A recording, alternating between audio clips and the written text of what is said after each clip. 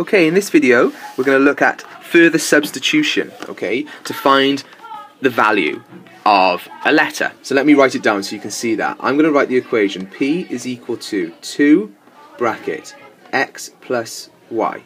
Alright, now x is equal to 3 and y is equal to 5. So you know that. So we have to find a value for P. Alright, so we don't have to work out, we don't have to substitute in for P, we have to find the value for P. We have to substitute in for X and Y.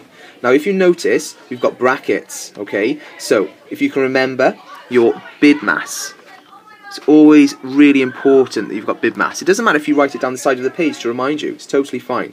Alright then, the first one on the list is B, brackets. We have to do the brackets first. Alright then, so even though there's an addition in there and 2 times whatever is in the brackets, that says, so let me start again, that says 2 multiplied by everything in the brackets. Okay, we haven't got written the multiplication sign in because we know in algebra we can just put it next to something and it means multiplication. Okay, but it's saying 2 multiplied by everything inside the brackets. But these brackets tell us something really important. You must do everything inside the brackets first. Okay, you must do it. Alright then, let's get back to it. So, we can substitute in. So we know that 2x is equal to 3 and y is equal to 5. Alright then, well let's do that. Let's say p is equal to 2 multiplied by 8. Fantastic. Now that we've done everything inside the brackets, we can move on to the next operation, which is, as we know, multiplication. 2 times 8. So P is equal to 2 times 8. See what I've done there? I've just written out this in a different way. They mean exactly the same things. 2 multiplied by 8 can be written as 2, open bracket, 8, close bracket. I don't have to put anything in the middle here, because in maths, that means multiply 2 by whatever's inside the bracket. Okay, so 2 times 8 we know is 16. So we found a value for P. P is equal to 16. Alright then. Have a go at that again. Rewind the video and do it step by step until you're comfortable with it. Okay.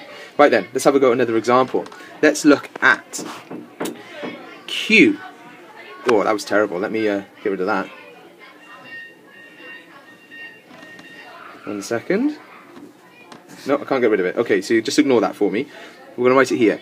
Q is equal to UV minus V over 4.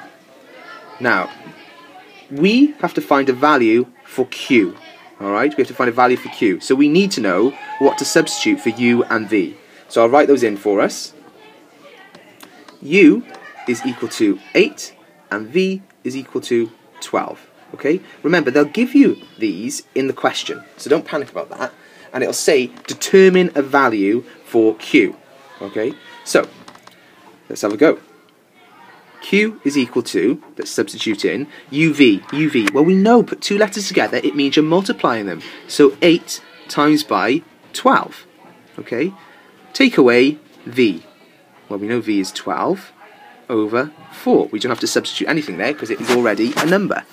Now, that does say, excuse my writing, 8 times 12, take away 12 over 4. Stop what you're doing. Step back, look at the sum. We have to be really careful here.